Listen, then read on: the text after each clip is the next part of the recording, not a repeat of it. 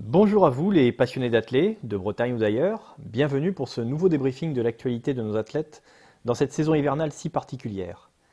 Merci pour votre fidélité, j'espère que ma modeste contribution vous aide à combler un tant soit peu ce cruel manque de compétition dont on espère qu'il va se terminer le plus vite possible. Je l'ai déjà évoqué ici, les clubs se bougent de manière à proposer malgré tout quelque chose à leurs adhérents. C'est ainsi que des mini-meetings amicaux ou bien des speed-cross ont encore été organisés. Bien sûr, il n'y a rien d'officiel, mais ces initiatives permettent d'entretenir la flamme de la passion. De son côté, la Ligue de Bretagne n'est pas en reste et a mis en place la semaine dernière deux propositions. Tout d'abord, les marcheurs se voient proposer une version virtuelle du traditionnel challenge Mario Gatti. Cette innovation permettant de donner une ampleur nationale à cette compétition typiquement bretonne, on signale d'ores et déjà l'inscription de l'EFS Reims Athlétisme, ce club n'étant autre que celui d'un certain Johan Diniz. Par ailleurs, afin de permettre aux férus de cross-country d'aller chausser les pointes dans la boue, c'est l'Open BZH virtuel de cross qui est mis en place. Le principe est simple, on réserve un créneau avec son club et on peut aller courir sur le parcours de Kernivinnen à Pontivy, qui était le site prévu pour les championnats de Bretagne de cross. Ensuite, on peut faire la course en effectif réduit et des relevés de performance permettront de comparer les états de forme des uns et des autres. Ces initiatives ne remplaceront bien sûr pas tout à fait les bonnes vieilles confrontations au coude à coude, mais par les temps qui courent, on prend. Vous retrouverez toutes les modalités de ces challenges virtuels sur le site internet de la Ligue de Bretagne d'athlétisme.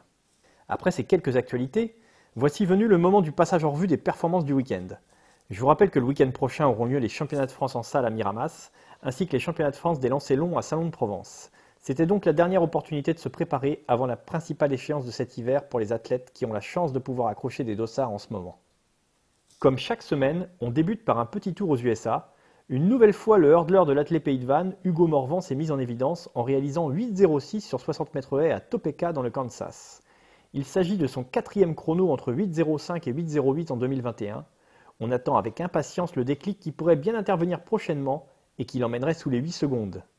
Toujours à l'étranger, mais cette fois-ci plus près de nous, c'est au meeting de Gand, en Belgique, que s'étaient déplacés deux athlètes bretons. Kylian Montfort a réussi 8 secondes 30 sur 60 mètres haies, à seulement un dixième de son record personnel, alors que Benoît Campion courait un 1500 qu'il a terminé en 3 minutes 45 secondes et 74 centièmes. Il espérait un peu mieux, mais la course est malheureusement partie un peu trop lentement pour viser plus haut. L'athlète du Stade brestois avait annoncé qu'il ne se mettait aucune pression, mais qu'il essaierait tout de même de se rapprocher du niveau de performance requis pour les championnats d'Europe en salle, qui est actuellement fixé à 3 minutes 40 secondes et 50 centièmes. C'est donc partie remise. Direction le Val d'Oise, et plus précisément le meeting d'Aubonne, où deux athlètes du Haute-Bretagne Athlétisme ont une nouvelle fois confirmé leur forme étincelante en ce début de saison. Chana Grébeau, tout d'abord, a une nouvelle fois doublé 60 et 200 et a réalisé 7 secondes 53 sur 60, tout près de sa meilleure marque, et surtout 24 secondes 01 sur 200 mètres. Avec Chana, c'est simple. À chaque sortie sur 200 cette année, elle retranche 2 dixièmes à son record. C'était 24-41 à Val-de-Reuil le 9 janvier, 24-21 à Nantes le 16 janvier, et donc 24-01 samedi à Aubonne. Nul doute que la barrière des 24 secondes va trembler le week-end prochain à Miramas. Mais Chana n'a pas été la seule à briller à Aubonne, puisque son partenaire de club Victor Corollaire a lui aussi profité de ce meeting pour abaisser une nouvelle fois son record sur 800. Il a en effet retranché près d'une seconde à son ancien record déjà établi dans cette même salle il y a seulement 2 semaines, en courant cette fois les 4 tours de piste en 1 minute 50 secondes et 61 centièmes.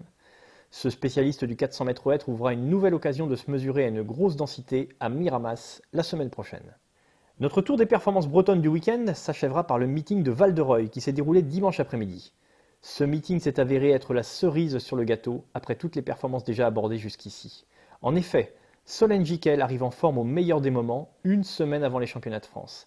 Elle restait cette saison sur une performance d'1,80 m réalisée à Rennes en janvier. Elle a cette fois franchi 1,86 m avec une tentative prometteuse à 1,90 m ensuite. De son côté, Léna Candissounon n'en finit pas de nous impressionner. Après avoir couru en 2,03,33 la semaine dernière à Metz et nous avoir confié ici sur ce podcast qu'elle sentait qu'elle était capable d'aller plus vite, l'athlète entraînée par Marc Rezé a couru cette fois le 800 mètres en 2 minutes 2 secondes et 45 centièmes, tout près du niveau de performance requis pour les championnats d'Europe, fixé à 2 minutes et 2 secondes. Au-delà du gros chrono, Léna a tiré les leçons de la course de la semaine passée où elle jugeait avoir été un peu trop timorée.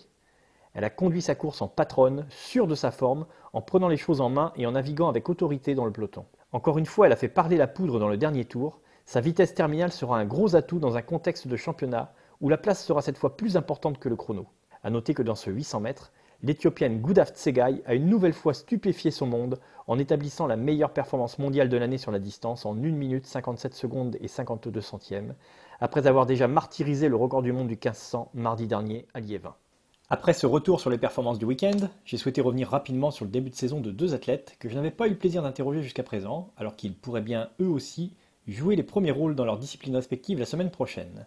Débutons avec Tom Reux, le double champion de France espoir du lancer du disque de l'Athletic Côte d'Émeraude, un club qui vient récemment d'intégrer l'AC Brétilien 35. D'ailleurs, à ce sujet, comment Tom perçoit-il cette arrivée dans ce club réputé notamment, mais pas seulement, pour la qualité de ses lanceurs?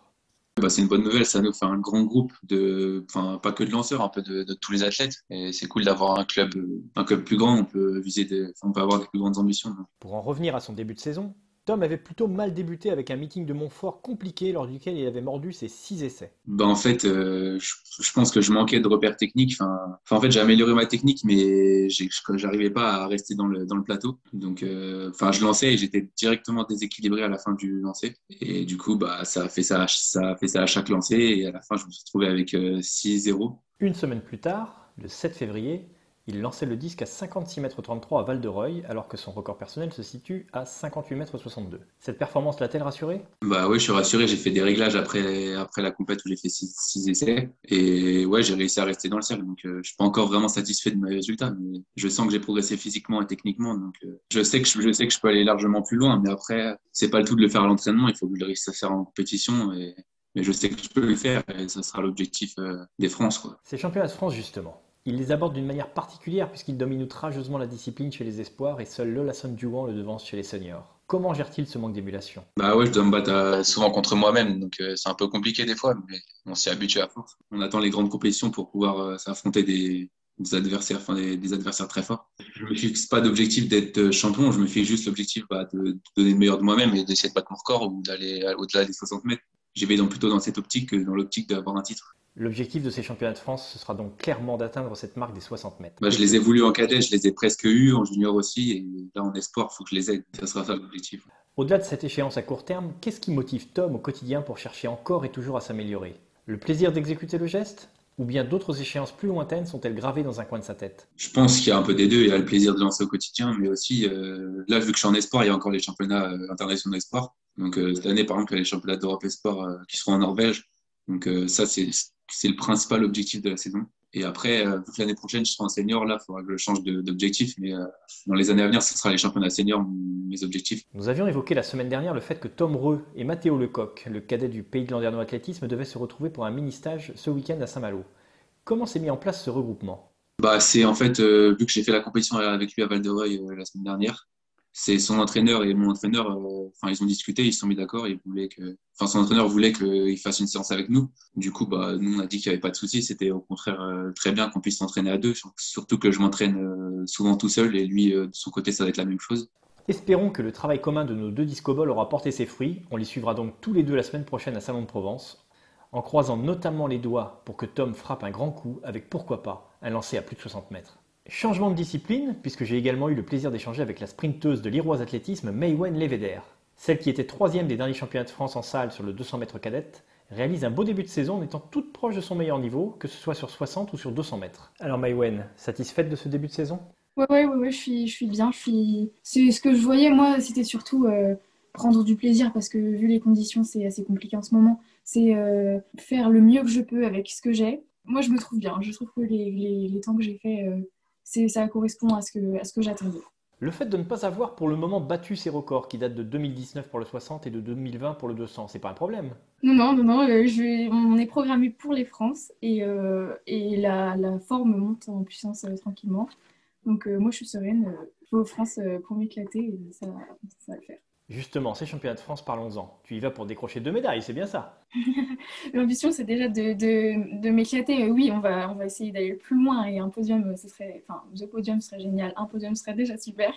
Mais, euh, déjà, c'est surtout battre si je bats mes records, déjà, ce serait tout gagné, quoi. Si un podium vient avec, c'est encore mieux. Maïwen vit l'athlétisme de façon très sereine, sans trop se prendre la tête. Voici sa réaction quand je lui demande si une sélection en équipe de France pourrait constituer un objectif pour elle. Attraper une sélection en équipe de France, ce serait génial. Rentrer là-dedans, ce serait super. Après, des objectifs en termes de championnat du monde, championnat d'Europe, tout ça, franchement, j'en ai pas. Moi, je m'éclate, je prends ce qui vient. Je prends tout ce qui vient. Par contre, je laisse rien passer. Et puis après, si ça vient, c'est super, quoi. Genre vraiment, je mets pas trop de la pression, tout ça. Si jamais ça vient, tant mieux, quoi. Je l'ai également interrogé sur les conséquences des différentes restrictions liées à la situation sanitaire sur sa motivation. Celle-ci a-t-elle souffert? Au contraire, je reviens de cette période-là. La période était compliquée à vivre, mais pour tout le monde. Et moi, j'ai pas lâché, j'ai continué à m'entraîner normalement. Même pendant le confinement, je m'arrêtais pas. Je me suis toujours entraînée. Et quand on a pu se réentraîner en groupe au lycée à la section, bah là, ma motivation, elle s'est décuplée. Je suis encore plus motivée qu'avant et je prends toutes les compétitions avec encore plus d'envie que ce que j'avais l'hiver dernier, par exemple. Pour finir, la jeune sprinteuse finistérienne, scolarisée au lycée Sévigné à Cesson, a eu cette pensée pour ses camarades d'entraînement qui n'ont pas la chance d'accéder pour le moment aux compétitions. Moi, quand je cours, franchement, je pense à eux et je me dis, ben, mais cours comme si c'était ta dernière compète juste pour eux parce qu'ils n'ont pas la chance de pouvoir courir comme toi tu le fais, alors que tout le monde aurait besoin de ça. Et puis, bah, quand on s'entraîne, on s'entraîne pour les compètes. Donc, forcément, certaines personnes en souffrent. C'est compliqué de s'entraîner sans vraiment but précis.